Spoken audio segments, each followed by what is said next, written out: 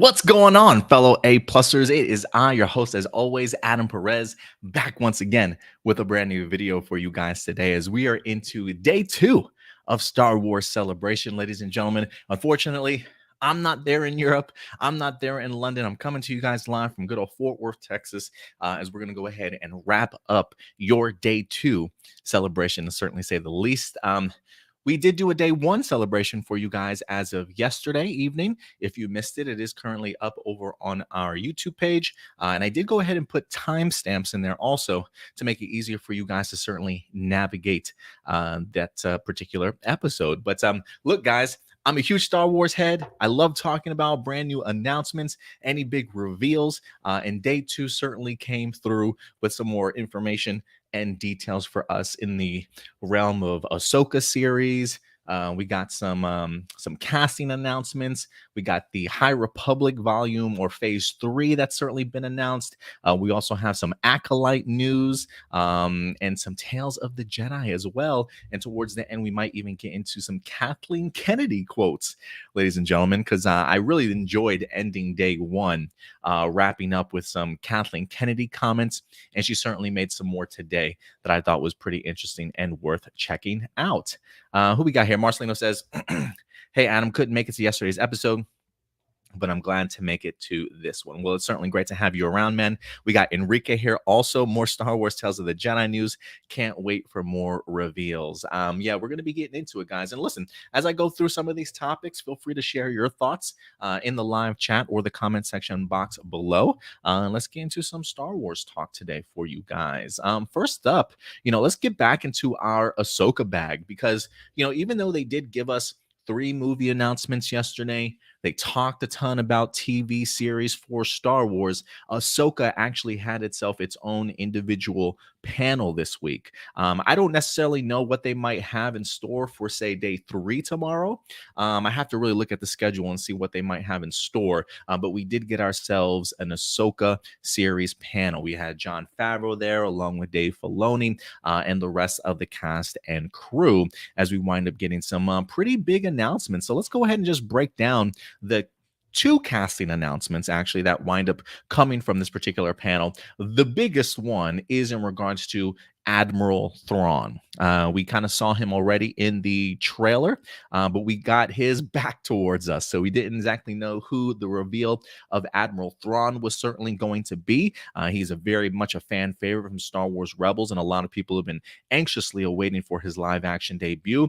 And believe it or not, ladies and gentlemen, we got it today. That is, in fact, going to be Lars Mikkelsen. That's right, Lars Mikkelsen. The name might sound familiar to you guys if you are big Star Wars Rebels fans already, as Lars Mikkelsen actually does do the voice work for Admiral Thrawn in the animated series also. So I thought it was actually pretty cool that, look, they initially already got a great actor to go ahead and do the voice of a very important character in the Star Wars universe for animation.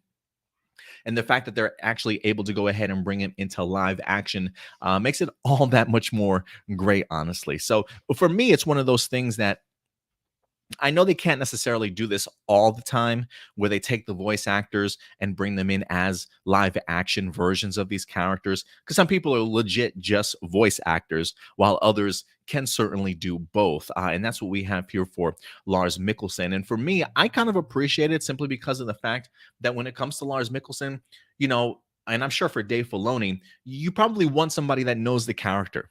And considering the fact that Lars Mikkelsen has really been this character for quite some time, I'm sure he's picked the brains of many people over in Star Wars, especially Dave Filoni, probably Timothy Zahn also in regards to trying to figure out who Admiral Thrawn is certainly as a character, to kind of bring over some of the things that he might have done in the animated series. It just makes all the sense in the world for Lars Mikkelsen to certainly be Admiral Thrawn, which does make me laugh because I do believe that Lars Mikkelsen was rumored to be Thrawn for a very long time, honestly. very long time. And poor, poor Lars Mikkelsen had to lie to everybody for a good year and a half before it actually being revealed here at Star Wars Celebration. I don't know how these actors do it, honestly. Like, I would probably break within a matter of months the idea of constantly having to lie to people. And I'm sure they probably absolutely hate it. I'm sure that just as they are big fans themselves, they probably want to gush out and reveal as much as they possibly can and their excitement to the fans.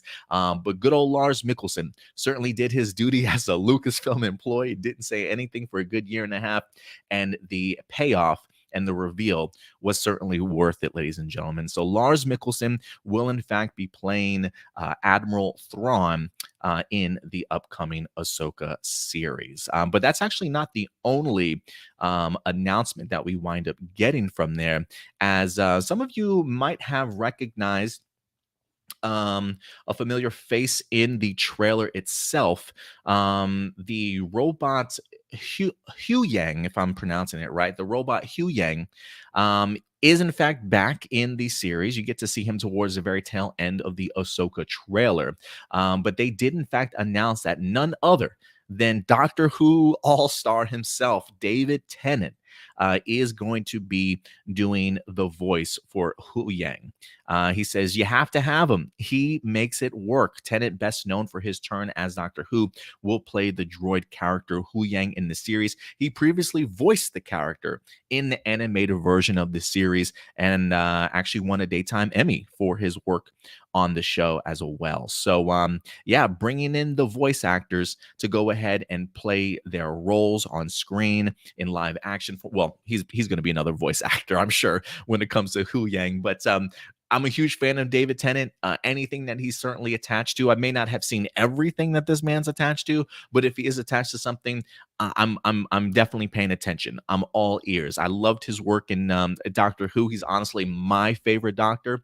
So anything Tennant attaches himself to, sign me up, man. I definitely would love to go ahead and certainly check it out for myself. But David Tennant, along with Lars Mikkelsen, have in fact been announced this week as part of the Ahsoka cast.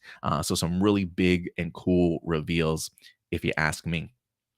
At the panel itself, though, we did go ahead and actually get some further information and details here. Hollywood Reporter actually went ahead and dropped a great article kind of breaking down what happened during the panel itself. Let's see here. So yeah, they did talk about Grand Admiral Thrawn, with Lars Mikkelsen reprising his role. It says Ahsoka is the Star Wars series debuting in August. They had Rosario Dawson there on stage as well to go ahead and go over things. It says the reveal happened both during the playing of the Celebration only Ahsoka trailer. I believe they actually even had Celebration only Ahsoka trailer. So they did actually show an extended version of the trailer at Celebration. So while we saw the teaser trailer yesterday, those that were in attendance at the Ahsoka panel got an extended look, an extended trailer, if you will, which showed the blue skin, red-eyed Imperial commander. So they got the opportunity to actually see Admiral Thrawn in live action. I have not had the opportunity to actually see the image myself, but fans in attendance definitely got the opportunity to see Lars as Thrawn. It says the trailer already had fans yelling at the top of their lungs. Mikkelsen walk on stage, had 4,500 strong crowd on their feet and blowing the roof off with their screams. I'm gonna tell you, man, you Star Wars Rebel fans are eating good this weekend. This is Star Wars Celebration 2023. It's like the Star Wars Rebels celebration. You guys are eating pretty good with a lot of reveals and things like that we've received so far. It says at the panel, Filoni described the character as a villain in the mold of Sherlock Holmes's adversary, Moriarty. He says he doesn't have the Force, but it doesn't matter. He will outsmart you and trap you. And he said that he and fellow Ahsoka executive producer Jon Favreau have been in touch with Zahn and plan on follow-up meetings because it's his thing. And I feel really privileged that Lars will bring him to life this way. We want to make sure that we get it right. I think that's saying a ton, man. to go ahead and reach out to Timothy Zahn and go ahead and make sure that everybody's on the same page. If I'm not mistaken, I do believe Timothy Zahn is writing or has written like 3 Admiral Thrawn novels already that are in fact considered canon right now as part of the canon timeline. So, and he also tackled Thrawn. He was really the person that introduced us to Thrawn back in the days as part of the expanded universe, now referred to as the Legacy universe, from Heir to the Empire, or was it the Dark? Was Dark Empire trilogy? I can't remember the name of the trilogy itself, but he definitely introduced us to Admiral Thrawn. So the fact that you got somebody like Dave Filoni and Jon Favreau keeping in constant communication with them, having meetings, making sure that they get this right, I think a ton of fans are going to absolutely love this news, to know that they're really doing everything to make sure that this live adaptation lives up to its name. Real quick, to jump over to the live chat to see who we got here. Marcelino says, I'm glad Hu Yang is getting a live action debut, and David Tennant does a terrific job voicing him. Hopefully he gets reference of him talking about the younglings he taught during the Clone Wars. That would be pretty cool if he does that. Mikey, what's up, Mikey? He says, I called a guy an idiot for believing Rey was coming back months ago. Well, hey, you know what I'm saying? We can't be right all the time, Mikey. You know what I'm saying? We can't be right all the time. I wish we move on from the Skywalker era and do New Republic. Well, look, I fully feel like they have. You know, just for me personally, just because I feel like Rey Skywalker's name is now Rey Skywalker. You know, I don't know how much in the past they're going to be making connections to, you know, based off of the fact that they are jumping 15 years into the future. That's a pretty good, significant jump.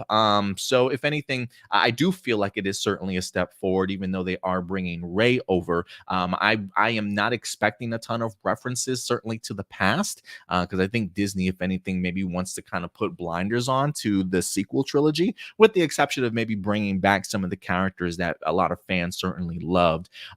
So I do see the new Jedi Order moving past the Skywalker era. I do believe that certainly is closed when it comes to the sequel trilogy in and of itself.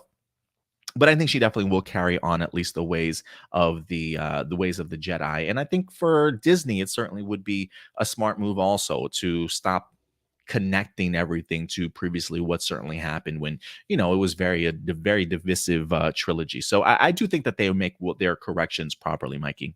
And I think also the idea too that even though they are moving forward, they are also moving very much further backwards too, to really give fresh takes, fresh new characters, fresh storylines, instead of just constantly staying within the same time period. I do think it's a bold and smart move on their part. Enrique says, is Ahsoka taking place after Star Wars animated series? Yes. So the Ahsoka series is actually taking place after Return of the Jedi, and it's taking place during the same time period that The Mandalorian is taking place, which, if I'm not mistaken, I think is like 5 to 6 years after Return of the Jedi, to kind of give you a better understanding. And from the trailer itself, I am under the impression that they're actually, if you go back and watch Star Wars Rebels, the post-credit scene for the very last episode, I do believe that they are putting that from animation into live action. I think they're recreating that sequence of Ahsoka meeting up with Sabine, you know, hiring her and bringing her back in the fold to go ahead and try and find Ezra and Thrawn. I could be mistaken from what I've seen in the trailer. If I am, guys, let me know, but it feels like it's a reenactment in live action of the animated series finale scene that we wind up getting of Ahsoka. So again, the Ahsoka series will be placed after Return of the Jedi during that current time period that we're in with The Mandalorian. To kind of go back to the panel, though, it says, getting it right is the twin blade here. The new show takes many elements that Filoni, the George Lucas protege and Star Wars guru, has woven over the years into one big series. Filoni created Tano, and in Rebels, co-creator characters such as Sabine Wren, Harrison Dula, and the droid Chopper, all of who we've seen in the trailer also. Those characters are all now making their live-action debuts in a high-profile series. And then it does mention Elizabeth Mary Elizabeth Winstead as Hera, and Natasha Bordizzo playing Sabine Wren. It says taking those popular animated elements and thrusting them into live action can be daunting due to fan pressure and can also offer big payoffs. Jon Favreau says the audience has a relationship with these characters. There's a balance of pleasing existing fans while also inviting new audience. Favreau acknowledged that it wasn't as much of a long-term plan to bring the Filoni worlds to life as it was just a long-term hope. He says, I knew part of Dave's plan as he was dipping his toe into live action.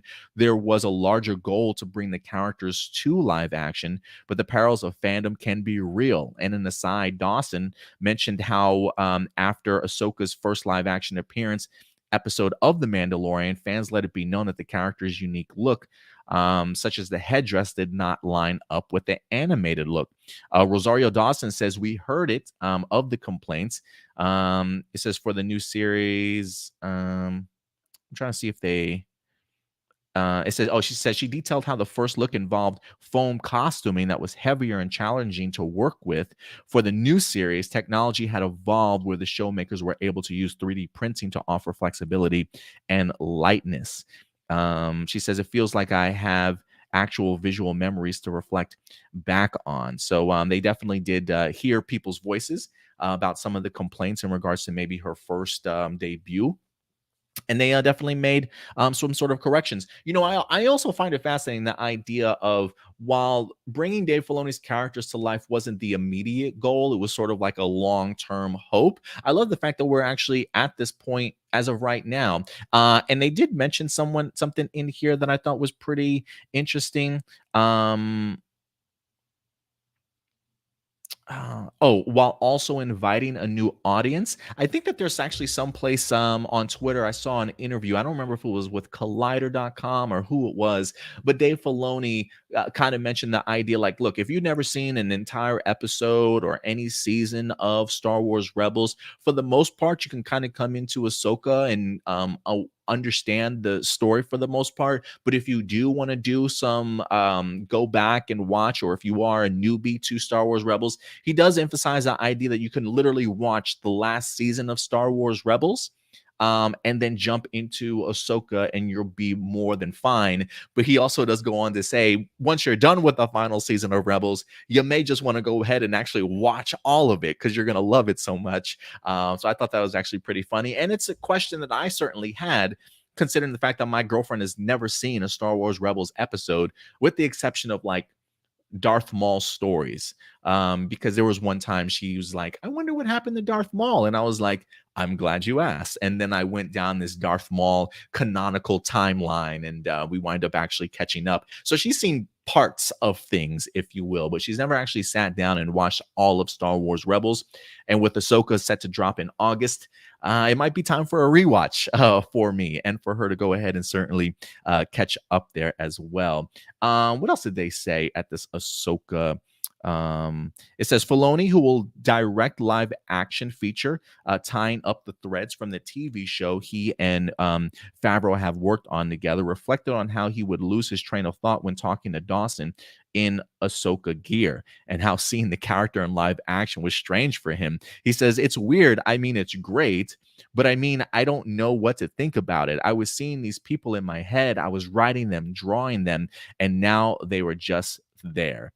So yeah, I gotta imagine that's pretty trippy, to certainly say the least. And also in the interview, I think he mentions the idea that when it comes to the length of Ahsoka series, the episodes itself, he says it's very much in lines with The Mandalorian. So you can probably expect about 8 episodes for the Ahsoka series, so about 8 episodes.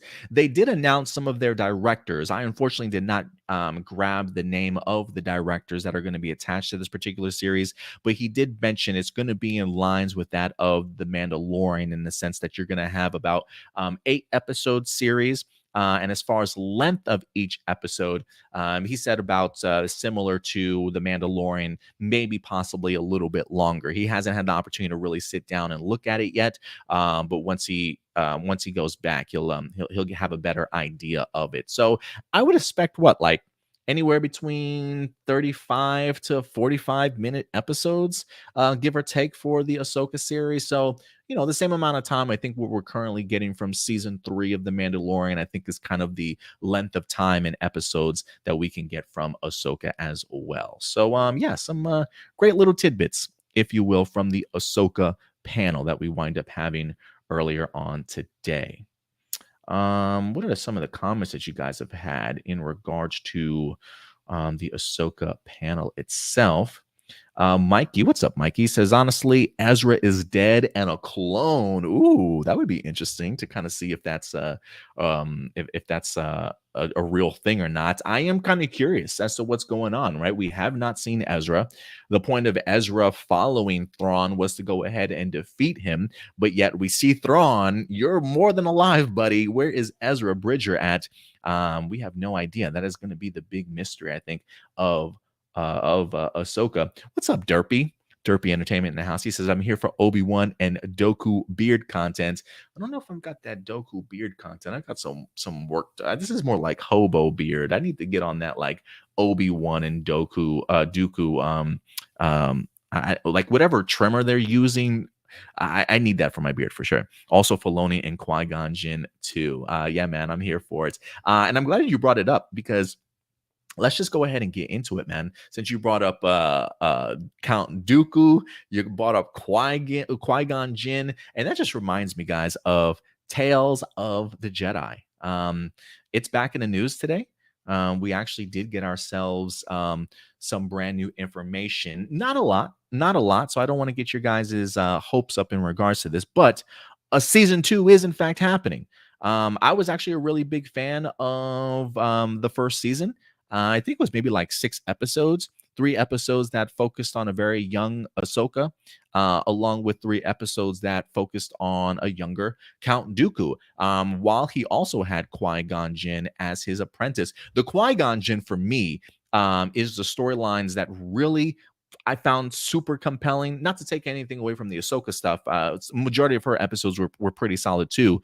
But as a fan of Count Dooku, I really wanted to see what that master and apprenticeship certainly was like, along with the attitude and the personality of a Count Dooku, and really how he certainly pushed his limits when it came to the Jedi Council, and just some of the relationships that he certainly, the strained relationships that he certainly might have had. So very eye-opening when it comes to the Tales of the Jedi, and I kind of enjoy the idea of tales of random Jedi. This feels very much more like an anthology sort of series. You can still get like 6 animated episodes out of it. Dave Filoni still loves clearly writing his animation. So I'm here for this. It says the second day of celebration is almost over, yet surprising bits of news continue to drop. Just announced at the Clone Wars 15th anniversary. 15th anniversary. That's crazy. That's absolutely bananas. I can't believe it's been 15 years. The panel, they did announce a second season of The Tale of the Jedi, a 6-episode anthology series of shorts set around the prequel era and done in the Clone Wars style animation. I am kind of curious if this second season will continue during this prequel era, or if they're going to maybe move it around. It says Dave Filoni never seems to fully give up animation, but for fans of Star Wars animation, this reluctance is a gift. Yeah, if Dave Filoni's attached to anything animated, I definitely will give it a shot. Will I stick around for it? That's another question. I'm assuming he's also in charge of Bad Batch. I've heard a lot of much better things about season 2 than season 1, but that is a season that I unfortunately have not gotten the opportunity to check out. It does say that towards the end of the panel, as the voice actors in attendance were joking around and delivering some iconic Star Wars and Clone Wars lines, Filoni, in an attempt to rein in the panelists and wrap up the show, mentioned that he had news to deliver. He went on to say, Tales of Jedi was so fun the first time, I decided to do some more. What's become apparent to me is that the Jedi have to continue to teach their Padawans, and I have to continue to teach my Padawans in animation so that Lucasfilm animation can continue to be strong. Hey, listen, I love that. I love that mentality of passing down what you have learned to the next generation so that they can go ahead and continue that, right? He's just following up with what George Lucas did to him, bringing him under his wing, teaching him everything that he certainly knows. And look where Dave Filoni is certainly at. So yeah, let's just keep building protege after protege after protege, starting from George Lucas down to Filoni, down to whoever certainly may be. So, hey, whatever reason you need Dave Filoni to stick around and continue to do Star Wars animation, hey, you use it, man. It does say there is little else known about season 2. Whoever wrote the article says, I expect the shorts to be another round of deep dives on well-known characters, perhaps some that have been explored less than others in live action, such as Yaddle in season 1. At this point, there's no information about when season 2 will release, but we can make some educated speculations based on the timeline for season 1. Since season 1 was announced officially back in 2022 at Celebration, it released later that year in October. It is possible, again, this is just speculating. They are speculating that Tales of the Jedi may drop sometime later this year for season 2. But again, that is simply just speculation. Just really based off of Star Wars Celebration Anaheim 2022. So I don't know how far along they definitely are when it comes to Tales of the Jedi. But you asked for it, and season 2 is certainly on the way. So thank you very much for that, Dave Filoni. And what are you guys saying over here? Derpy says, Tales of the Jedi. Woo! Yeah, man, I loved it. He says, I'm also waiting on Visions Volume 2. Yeah, it's another animated series that I'm really thrilled wind up getting a second season. Derpy says, I also love the Dooku episodes more. Yeah, they definitely had me excited, man, with the Dooku stuff. Marcelino says, I hope they diverse the eras in Tales of the Jedi. Yeah, I kind of hope so too. I mean, don't get me wrong. There's nothing wrong with the idea of the prequel era. I am kind of curious, like maybe we get like an early Mace Windu. I think that would be actually pretty cool. I remember I had a Star Wars book. I think it's now considered Legacy, part of the expanded universe. I think it was Shatterpoint. It was a Mace Windu novel. Absolutely loved it. So I do hope that they maybe focus on a younger Mace Windu at some point, maybe even further back than the Count Dooku time, or maybe during that same time period. And then if they want to jump around a little bit more, I'm perfectly okay with that, honestly. All right, so we've talked about Tales of the Jedi. Let me go ahead and delete some of this stuff. Yeah, let me go ahead and delete some of this stuff here for you guys. And then let's go ahead and dive into the Acolyte real quick here, because I found this rather interesting. This actually leads into the High Republic era. And for me, when it comes to the High Republic, if you guys have not had the opportunity to check out the High Republic novels, if you guys are big into reading, if you want to explore the Star Wars canon and timeline just a little bit more, the High Republic books take place about 300 years before the prequel trilogy. They've introduced brand new characters, brand new Jedi. The galaxy is just in a whole different place than what it certainly is when we get to the prequels. But the High Republic certainly has opened up the doors, if you will, to some fantastic storytelling. And the High Republic era actually leads into the Acolyte series. So while we wind up having a High Republic publishing panel at the at Celebration today, make no mistake, there was actually an announcement for the Acolyte within the High Republic panel itself. So again, the High Republic takes place 300 years before the prequel series. And as the High Republic era ends, we get to the time period in which the Acolyte takes place at the very tail end of the High Republic era, but before the prequel era. It's really that gap, that bridge. And I'm talking maybe like 50, maybe 100 years before the prequels. So it's somewhere right in there in the middle. The reason why the Acolyte and High Republic are in fact connected is because as of this past week, or this past weekend at the High Republic Publishing panel, they delivered some shocking reveals that went outside the realm of just books and comics. The showrunner for The Acolyte actually showed up. Leslie Headland, the showrunner for the upcoming Disney Plus Acolyte, announced that a fan favorite character from the High Republic, VENESTRA Rwoh herself, will actually appear in the show. So we're actually going to be getting our very first High Republic character to go into live action. And as somebody that has devoted time and money to believing in the High Republic and truly enjoying the tales that they're certainly telling, they have done an amazing job of building out a brand new era. So the fact that we have some characters that have managed to survive over those past 200, 150 years, or whatever the case may be, and popping up in the Acolyte has me more than thrilled. So the High Republic is very much becoming a reality, and certainly a significant point in the Star Wars history.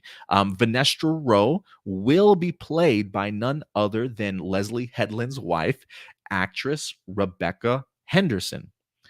So this is in fact Rebecca Henderson, the wife of Leslie Headland. She's going to be playing VENESTRA Rwoh. Headland says she couldn't envision anyone else playing this character. Henderson is an actress and producer known for her roles in Russian Doll back in 2019. That's also another Leslie Headland film, Leslie Headland series, if I'm not mistaken. Inventing Anna and Werewolves Within. So if you want to check out some of Rebecca Henderson's work, again, Russian Doll back in 2019, Inventing Anna in 2022, and Werewolves Within in 2021. The panel delivered the first look at VENESTRA in the show too. Here she is donning those classic High Republic robes with golden details. So let me go ahead and pull up. This is VENESTRA Rwoh in the live action Acolyte series. Looks significantly different in the sense that she's bald headed now, based off of the fact that she certainly had very long, luscious purple locks at some point in time. But you also have to understand, in the High Republic, she's probably in her like mid to early teens, to be quite honest with you. I believe she's like 15, 16 or something along those lines. Let me Google it real quick. How old is VENESTRA Rwoh? Let's see if it tells me. Um, Okay, so it says she would be roughly 115 years old at the beginning of the show. So I do believe she's like 15 or 16. Yeah, she's 16. She's actually one of the youngest knights in a generation for the Jedi Order when it comes to the High Republic. So she's 16 years old, one of the youngest knights, and she's going to be 115 years old by the time that Acolyte winds up dropping. So you get to see her significantly changing over time. I saw some people like really upset, really butthurt at the idea, like, why would you ruin her hair? Why would you remove her hair? Sort of thing. Like, people don't change in 100 years. You know what I'm saying? Like, people don't grow or have incidents or situations that happen to them over long stretches of time. Like, I'm sure you won't look the same when you're 60 years old compared to where you were 16, right? So the complaints are just ridiculous to me. I mean, but don't get me wrong. Look, the first thing that I thought of when I had the opportunity to check to see her was, oh man, you know, she's gonna have her purple hair. She's gonna be super recognizable. But yeah, that's definitely definitely not the case in this circumstance. But yeah, VENESTRA Rwoh will in fact be a part of the Acolyte, played by Rebecca Henderson. Let me go ahead and actually show you one of the things that really fascinates me about VENESTRA Rwoh being a part of this is really her lightsaber, man. I really want to see her lightsaber. I'm kind of hoping she's got the same lightsaber that she had years ago, because her lightsaber, believe it or not, can actually turn into a light whip. I think she's got two different activation settings for it: the traditional lightsaber mode, but then it can turn into a light whip if she certainly wants to. Now, in the books for the High Republic that I have read, she really keeps that portion of her lightsaber kind of secret. Like, I don't believe it's I don't believe it's like a modification that most masters or even the council would certainly approve of. Some people probably look down on it just a little bit. Maybe like dark side kind of influenced a little bit, if you will. But she's an amazing knight, to certainly say the least. But I am really fascinated now more than ever to see not only the Acolyte, but also to see VENESTRA Rwoh, and just to get the opportunity to go ahead and see um, a High Republic character finally brought to light. It says the character of Venestra first appeared in Charles Soule's Light of the Jedi, which was the very first book for the High Republic. She is a female Mirialan Jedi, well known for being one of the youngest Jedi Knights in a generation. She passed her trials at only 15 years old. She plays a critical role in the middle grade novels, and either makes an appearance or is mentioned in nearly every single other medium of Phase 1. So yeah, VENESTRA Rwoh definitely plays a significant part, especially in the very first season or the first phase of the High Republic. It says the Acolyte will offer a unique chance to see VENESTRA as a much older Jedi. The show takes place around 100 years after the events of the Light of the Jedi. So yeah, she would be roughly 115 years old. It's unclear exactly how long her species can live, but it's probably safe to say highly attuned to the Force can live upwards of 100 years or even close to 200. It says VENESTRA was a Padawan to one of the most prominent Jedi of Phase 1 of the High Republic, Stellan Gios. She is a bit of a prodigy amongst the Jedi. Passing her trials at 15 was wild enough, but she also took on a Padawan at the age of 16. The events of Phase 1 push her in ways few Jedi have ever been pushed. She's thrust into leadership roles, times of crisis and tragedy in rare ways for a teenager. Her unique lightsaber will be something fans will love seeing on the TV screens. It contains a mechanism that allows it to transform into a light whip. A Jedi's lightsaber is deeply personal, and the light whip mechanism is a secret she shares with only a select few. So yeah, I really hope we get the opportunity to kind of see that, man. So yeah, guys, let me know your thoughts. If you are reading the High Republic stuff, I really want to know your guys' thoughts on it. You know, we were doing book reviews here for the High Republic. I think I've got maybe like 3 or 4 book reviews up here on our channel. I've kind of fallen off with reading the High Republic, unfortunately. I'm just about to dive into Phase 2. So I do have some reading to certainly catch up to. I haven't stopped reading because I haven't liked it. I've really loved a lot of the stories that I've been tackling so far when it comes to the High Republic, but there's just so much other content that we produce for the channel, television shows, movies that I have to watch, that sometimes I wind up taking a breather from reading. And then I'm like 6 months later, I'm like, oh shit, I should probably get back to finishing these novels. But I've thoroughly enjoyed them so far. And they've picked up some great momentum from from Phase 1 into Season 2. Let's see here. Marcelino says, I'll probably say this another time. Some Star Wars fans aren't motivated to read some comics and books because Lucasfilm seems to constantly decanonize them and put more focus on television and films. Well, I will tell you, the High Republic comic books, at least, very much are in line with their novels. They had an entire writing room devoted to the High Republic era. So any books and comics, at least when it comes to the High Republic, very much are important and certainly connected. I'm sure you can easily get away with not reading the comics. The comics kind of focus on more smaller individual kind of storylines that maybe take place during or in between some of the big novel events, if you will. But they're always pretty informative, to certainly say the least. So, fans should definitely get back into the comics and books. I know that Lucasfilm, when they or Disney, when they purchased Lucasfilm, they very much kind of just cut out all the expanded universe stuff that we've been purchasing and loving for years to create certainly their own timeline. But I think that they've done a pretty good job, at least with the comic books. Unfortunately, I think Kathleen Kennedy at times tends to maybe forget about some of the stuff that they've written in comics and in books also. But for me, I think the fact that we are getting a book character brought to live action in a television series shows me that they're actually making an effort to connect some of these pieces. It may be hit and miss sometimes, right? They may accidentally decanonize something in a film because they're not paying attention to certainly what's going on. But I do feel majority of the time, if you are just reading books, I think you can certainly, like for me, it just fills in more blanks, gives me more details to understand and appreciate. Same thing with the comic books, even if they don't necessarily link up with Star Wars movies themselves. I think they do a really good job of at least trying to keep things in a straight line when it comes to the comics and the books. So yeah, it's almost like when the Marvel Cinematic Universe said it's all connected, and then they came out with like Agents of S.H.I.E.L.D., but completely ignored it. It feels like that sometimes with Star Wars movies, that the movies themselves may not necessarily acknowledge the books and the characters and the comics that certainly took place all the time, but everything else connects to the movies, right? Like the books do a great job of connecting to the bigger movie. The comic books do the same thing. So that's kind of the vibe that I definitely get. But I think it, for me at least, it certainly matters. Marcelino says, I'm getting more and more interested in the High Republic.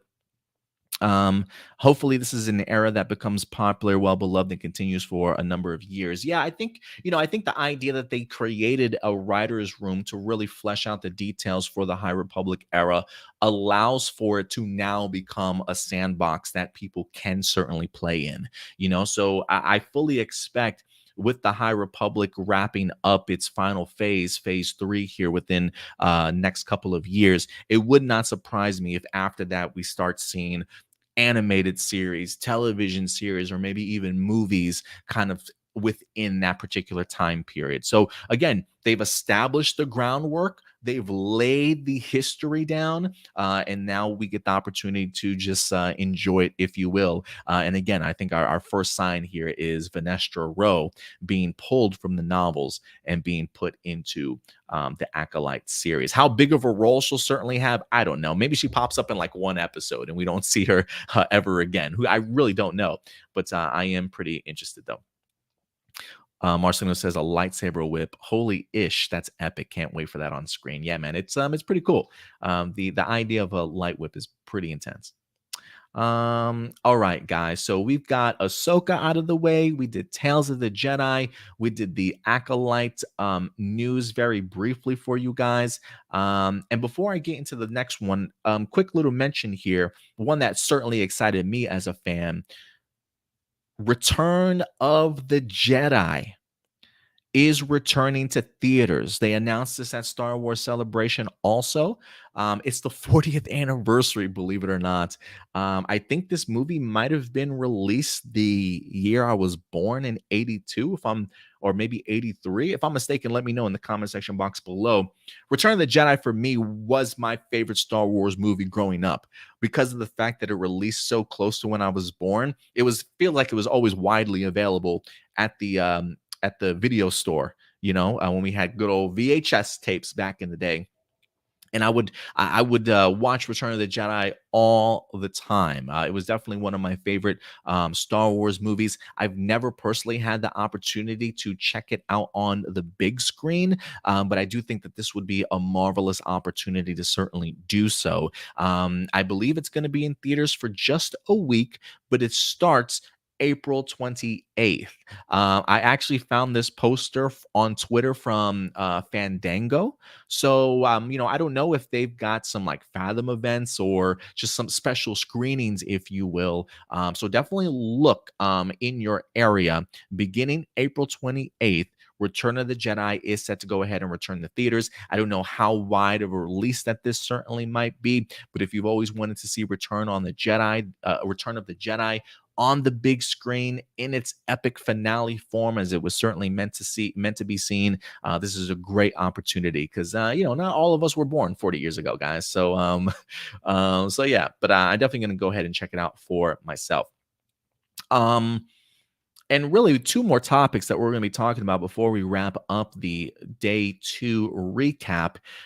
Let's dive into the High Republic Phase 3 panel that they wind up having. It's not going to spoil anything for you guys if you haven't had the opportunity to read the first two phases, but they did go ahead and drop an actual poster for the upcoming phase 3 titled Trials of the Jedi. It is scheduled to begin releasing its novel November of 2023 this year. So November, we will be getting into the final phase of the High Republic. So we did get that panel today earlier.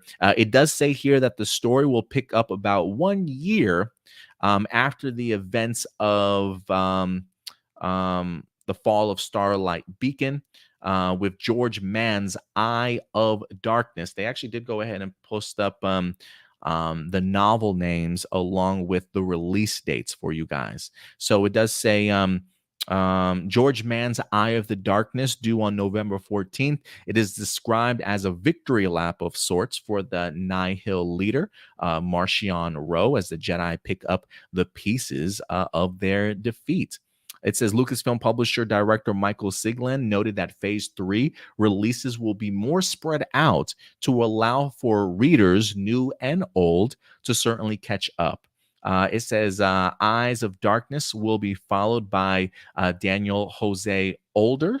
They have a middle grade novel by the name of Escape from Valo. Is that on the... Yeah, Escape from Valo. Which will be released January 30th of 24. The first wave of novels will conclude with another young adult novel from the duo of Justina Ireland and Tessa Gratton. That is Defy the Storm, which will be released on March 12th of 2024 also. They did release they've got a couple other books as well to continue to go on. Temptation of the Force. Is Temptation of the Force on here? No. Beware the Nameless. They've got, what else they got in here? Tears of the Beware the Nameless, Tears of the Nameless, Into the Light by Claudia Gray. Do I have any? Here we go. Escape from Valo, Beware the Nameless, A Valiant Vow also. So they got a ton of stuff that's is certainly going to be happening. So yeah, so it's interesting. I will say this for the High Republic stuff. Phase 1 happened. It ends with the climactic event for the Starlight Beacon, which this wallpaper that I was using kind of highlights it. Phase 2, actually, believe it or not, goes into the past to kind of fill in the historical gaps leading back up, I would assume, to Phase 1. And then when Phase 3 begins, it just picks right up where Phase 1 certainly left off at. So some pretty interesting forms of storytelling that the writers group decided to go with. The idea of Phase 1 being in the present, Phase 2 being in the past, and then Phase 3 being back into the present. If anything, I would assume probably going back to the past lets us know not only how we got to where we're at, but where we're going also, maybe adding some additional threads of storylines and things like that, certainly headed forward. And I've really enjoyed it, man. There are a lot of these authors that I personally am not familiar with. Like the ones that I am very much familiar with was definitely Charles Soule, because of the fact that he did a lot of comic book work also, and Claudia Gray, who is one of my favorite Star Wars novels authors, are in fact back. So anytime Claudia Gray is involved in anything Star Wars related, I'm there. And I've honestly been following the development for the High Republic as far back as I can remember, when it was simply just a tease. And now the payoff is certainly here. So, guys, if you are interested in checking out the High Republic, again, it is a brand new era in Star Wars that they have been revealing to us. And again, they even highlighted it in day 1 with the, do I have the timeline that they revealed? Yeah, let me pull this up for you guys. So if you did miss day 1, they did highlight the timeline for us. Dawn of the Jedi at the very beginning, 25,000 years ago. This is going to be where James Mangold's movie takes place. the Old Republic, which clearly you guys know the video game during that particular time period. And then you've got the High Republic, which is about, like I said, 300 years from the prequels. The Fall of the Jedi, I would assume, is the prequel trilogy. Reign of the Empire is the time period between the prequel trilogy and A New Hope. The Age of the Rebellion is, in fact, the original trilogy, followed by The New Republic, which is the time period we're currently in with these television series. And then, of course, you've got, 30 years into the future, Rise of the First Order, which is the sequel trilogy. And then after that, we've got the New Jedi Order, which will in fact be the Rey Skywalker film that we should be getting here 15 years after Rise of the Skywalker. So again, I think the fact that they are showcasing a timeline and continuing to build this timeline does go to show you the importance of these eras and really the plan that they certainly have to flesh a lot of these eras out. So if you want to get your jump on the High Republic, please do. I honestly think if you check out Charles Soule's Light of the Jedi, or the book Light of the Jedi, I believe it was by Charles Soule, you will be hooked like I was. I thought it was a fantastic book with great pacing, great characters that got me entrenched to continue to follow along with the High Republic timeline. And it feels like for me as a viewer, my patience is certainly paying off, as one of those characters will be in the upcoming Acolyte. And I get to finish off the High Republic series or phase beginning this November, guys, for phase 3. So let me know your thoughts on the High Republic if you've had the opportunity to check out any of their novels. And last but not least, guys, I do want to finish off this day 2 recap with focusing on the president of Lucasfilm. That's right, good old Kathleen Kennedy. Don't roll your eyes at me, guys. I'm sure that there's some people that really have not been pleased with the work that she's done as president of Lucasfilm. I can understand the creative criticisms for sure. I definitely have had my fair share of pushback against some of the decisions that Kathleen Kennedy has certainly made. But if I have to recognize the bad, I definitely do my best to recognize the good that she certainly has done when it comes to Star Wars. And, I always like picking through and parsing through some of the things that she certainly has to say. We did that towards the end of our day 1 recap with some pretty enlightening things. And I thought it was an eye opener here on day 2 also, as she opened up not only about the new Rey film, but she also discussed Obi-Wan Kenobi, even Rian Johnson's Star Wars future, which were a couple of topics that she did not talk about on day 1. So the fact that we're here again, let's see what she had to say. Kennedy was keen to talk about bringing back Daisy Ridley's Rey for a new Star Wars film, which was announced during April 7th's panel. It was pretty straightforward phone call, she said. I started out by just saying, hey, I think we're getting near being ready. We've been talking a lot about what we're doing in the movie space, and I said, I think we're getting close to being ready. How would you like to go to Celebration? That was really the beginning of it. She was out of her mind excited. And honestly, I can believe that when it comes to Daisy Ridley. She seems like she's easily excitable.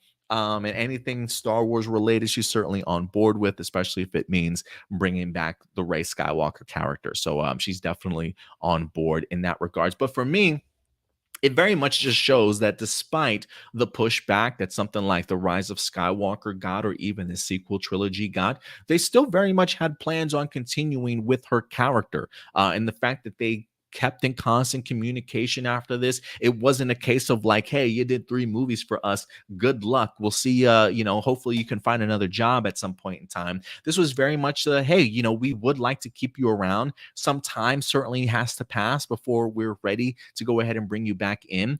But it definitely opens up and shows you it's always certainly been their mindset to bring back Daisy Ridley, and I think it's a win, because again, despite I think how people might feel about the script for the trilogy, I personally was a fan of Rey, along with what Daisy Ridley was able to bring, and I enjoyed some of the characters like Finn, along with Oscar Isaac's character also. So clearly, Kennedy and Daisy Ridley very excited for that upcoming film.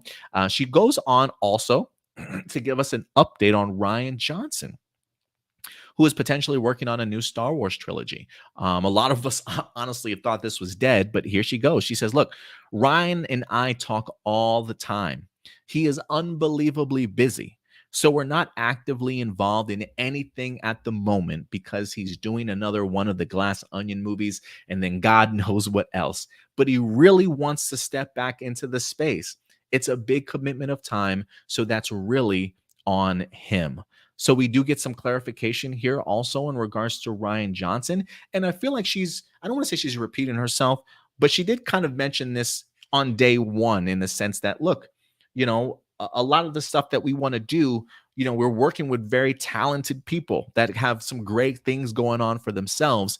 And the commitment for a Star Wars film is not just 2 years of your life. It's got to be maybe like 3 to 5.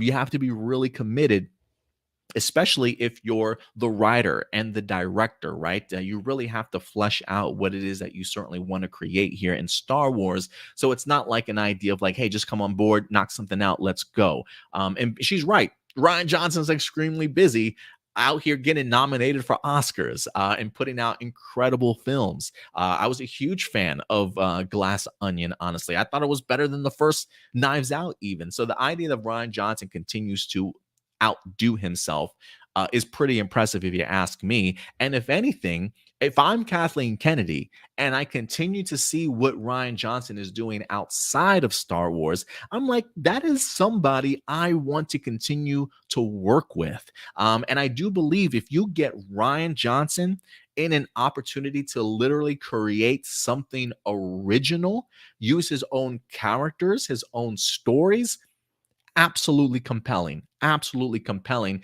I do think it hurts when you are a Star Wars fan trying to make a Star Wars movie where your cast and your characters are literally the OG characters like Luke and Leia and Han. That's a hell of a lot of pressure. You know what I'm saying? So maybe that, and look, and also not only on top of that, but you're also dealing with characters that people love, like not only love, but like feel that they're the only ones that truly know how these characters' futures are supposed to have gone. And when it's nothing like what you see on the screen, hell yeah, there's going to be a lot of pushback, right? So the pushback towards Rian Johnson, I can definitely understand to a certain extent, definitely not to the levels that it definitely got to, but the idea of maybe coming back to do another Star Wars and have the same ability to do what you did with Knives Out, in literally creating your own scripts and brand new characters and not being linked or connected to any other piece of Star Wars lore or history. That's super appealing to me. And that's something I definitely want to see Rian Johnson certainly tackle. But the time is when. Because I do highly expect him to work on another Knives Out movie, finish off that trilogy. What he does after the trilogy, though, is certainly up in the air. But Kathleen Kennedy is letting us know that, hey, he still wants to do it. We're very much open for Rian Johnson to do another Star Wars movie, but it's going to be on his time. And they also say Taika Waititi. She also brings up Taika. Taika Waititi is also working on a standalone film in Star Wars. Kathleen Kennedy gave an update on this as well. She says Taika is still working away. He's writing the script himself. He doesn't really want to bring others into that process, and I don't blame him. He has a very, very unique voice, so we want to protect that, and that's what he's doing. But we're going to make that one day. So again, the Taika stuff, even though there's been pushback about Taika from Thor Love and Thunder, which I was not like, I enjoyed the movie. It just did not blow me away.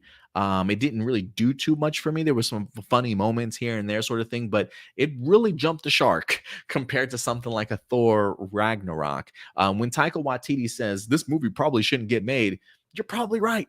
You're probably right. So I'm gonna be honest. While I do like Taika's ability to go ahead and create movies, I have seen him be able to be reeled in a little bit more. I think of, was it Jojo Rabbit? I thought was a great example of Taika having a balance of humor and drama and some heavy emotional moments from Jojo Rabbit. So I know he's capable, but I'm not going to lie. The idea of Kathleen Kennedy here literally saying, that he has such a unique voice. We want to protect that, and that's what he's doing. He's writing the script himself. There's a part of me that's like, ooh, I kind of wish he wasn't writing the script. I don't mind him as a director, but writing and directing too. He doesn't really want to bring others into that process, and I don't blame him. That feels like a first for Kathleen Kennedy and Lucasfilm. Like, when have you guys not wanted to be involved in the process? If anything, maybe too hands on from time to time. So, the fact they are literally giving Waititi sort of like this wide berth and staying back, you do you, sir. That's a little, I'm not going to lie, that is a little worrisome for me, because I do wonder, what type of Star Wars movie are you making here? Clearly, I'm sure once he's done, he'll present it to Kathleen Kennedy, and it'll be a case of, do you have any notes for me? Do I like these notes? Am I going to bounce once you guys see sort of the first draft, the script? Who certainly knows? So the Taika Waititi one certainly feels very much up in the air, but it has not been shelved. It's just a case of he's still currently working on it. So we'll see how development on that certainly happens. That is one that I do believe can or may not necessarily see the light of day, but we'll see how good the script is and if they go full-fledged on it. And then last but not least, she does bring up the Obi-Wan Kenobi series. And she gives us a little update in that. She says, the Obi-Wan Kenobi series, she says, that is not in active development. She says, but I never say never, because there's always the possibility. That show was so well received, and Deborah Chow did such a spectacular job. Ewan McGregor really wants to do another. Everybody is all hands on deck with what we're doing right now. As you can see by what we showed everybody at Celebration, we'll turn our attention to that again maybe down the road. So as of right now, no word and nothing from Obi-Wan Kenobi Season 2 currently in active development. So we'll see if it happens. Look, Obi-Wan Kenobi was okay for me.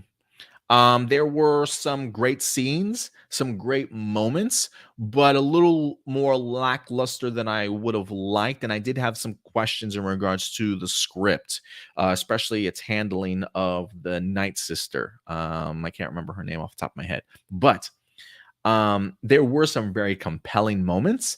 I absolutely love the Obi-Wan and Vader stuff that we wind up getting.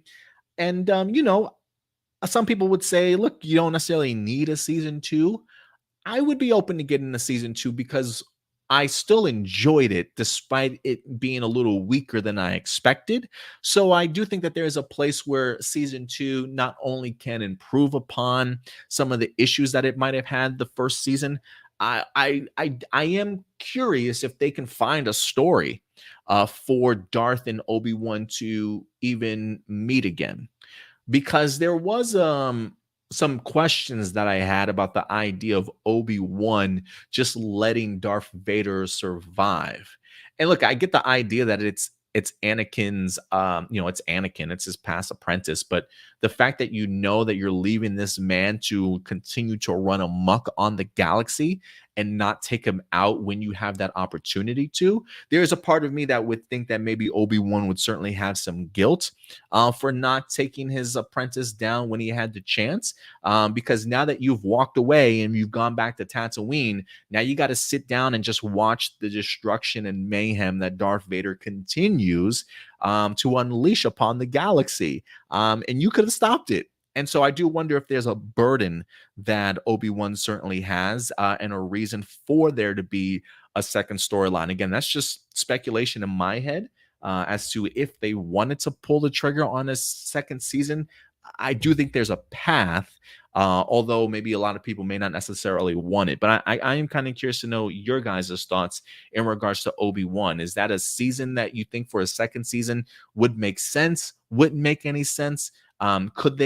Could they make it work? I definitely would love to know your guys' thoughts. But again, according to Kathleen Kennedy, Obi-Wan Kenobi Season 2 is not in development. It is not in active development. They have not greenlit anything, despite Ewan McGregor certainly wanting to come back also.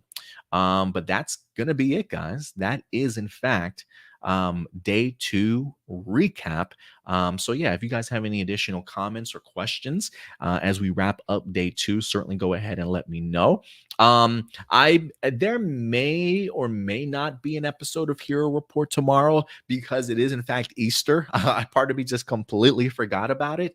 If anything, if there is Star Wars Celebration news that's worthy of certainly discussing, I might do a day 3 recap for you guys. If you guys have appreciated these recaps, I may pull the trigger on something like that, but it is Easter. If anything, if I was going to do a hero report tomorrow, it's literally going to be just me solo because Indy's spending time with his kids and, Stuart's certainly enjoying and celebrating the holiday. So I kind of like to give those guys a day off.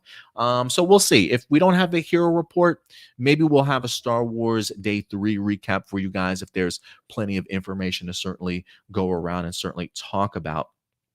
Marcelino says Taika Waititi is a good director and even writer at times, but there needs to be some creative control to prevent him from going overboard. Right. So when Kathleen Kennedy says, "Hey, we're letting him do his thing," I'm like, "No, please!" Like I almost feel like Taika Waititi is like that kid that needs supervision. Like you just don't want to leave this kid alone because before you know it, he's gonna be putting his fingers in the plug. He's gonna be putting stuff in his mouth he doesn't really necessarily need. Just destruction, Like so, I hope that he has somebody that will reel him in. But it could be the case of like here's the script that I have in mind. Maybe Lucasfilm will then give him notes to try and reel him in, and we'll see if Taika Waititi is perfectly okay with that or not.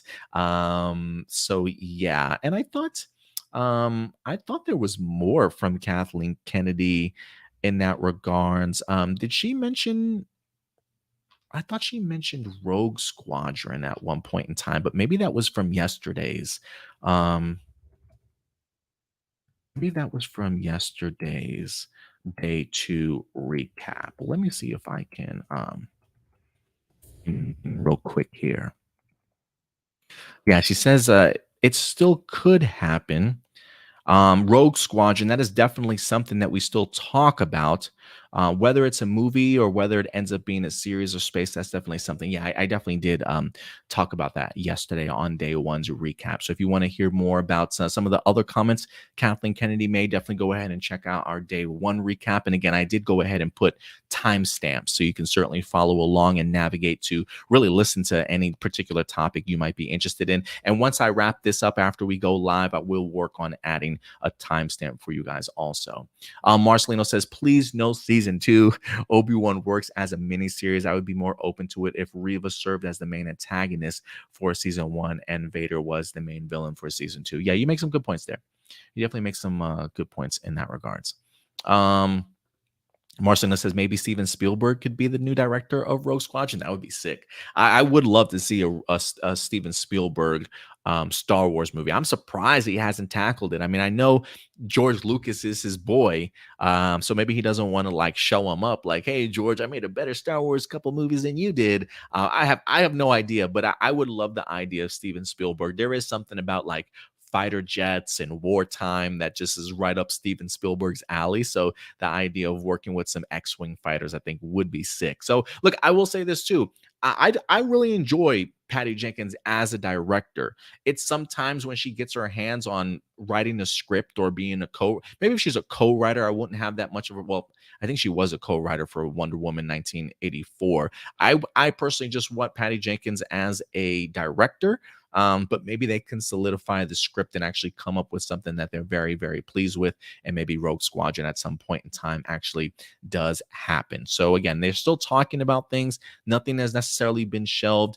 They're just waiting for people's opportunities to kind of open up and continue to work with them. So let me know your thoughts, guys. That will do it for our day 2 coverage of Star Wars Celebration.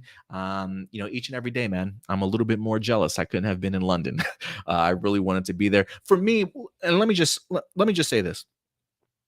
If you guys have the opportunity, if you're big Star Wars fans, if you ever have the opportunity to go to a Star Wars celebration, please do. Please do. And here's why. One, I absolutely love being around other Star Wars fans. As much as we can be on Twitter all day or on Facebook and see a lot of the negative ass comments that certainly happen, as a Star Wars fan, it can be really depressing at times. It could really kind of take you off of your excitement level for this franchise that I think a lot of us certainly grew up at. But when you leave the Twitter space and you leave the internet and you go and you just go to a convention that's purely about Star Wars, the only people you'll see at a Star Wars celebration event is people that love Star Wars. Every Star Wars celebration I've been to, I've never seen, at least I have not talked to, just like a cynical type person that's just super negative about every fucking thing Star Wars. No, no, no. Like those people talk a big game on Twitter. You'll never see them actually at a convention celebrating and enjoying themselves. Clearly, we're not going to love everything that Star Wars gives us, but I do think that we are creatively criticizing from time to time, but we go there with a very much a big open mind and an open heart. And so again, if you love Star Wars, I highly recommend you go to a Star Wars celebration because you will be surrounded by thousands of people that enjoy what you love, and you can make great friends, great memories, meet some amazing celebrities, hear some great information. I highly recommend it. I've been to like 2 or 3 in my lifetime, and it's always one of my favorite conventions to certainly try to attend. So I know it's not easy for everybody to go overseas, but I fully expect Star Wars Celebration to be back in the States, if not in 2024, definitely in 2025. So make it your thing to go ahead and check out Star Wars Celebration when you get the opportunity to do so. But guys, that's going to do it for me here. I definitely will do my best to certainly be back tomorrow if there's certainly some information worth tackling for a day 3. So if you have not subscribed to the channel yet, hit that subscribe button, guys. We don't only talk Marvel, DC, Power Rangers, movies, and TV. We definitely talk some Star Wars and a ton of other great franchises here that you might be big fans of. So smash that subscribe button. Hit that like button. Also, it definitely does go a long way. And that'll do it for me here. So I'll see you guys later. Until then, do me a big favor. As always, take care of yourselves, take care of each other, and keep it A+. May the Force be with you. I'll talk to you later. Bye.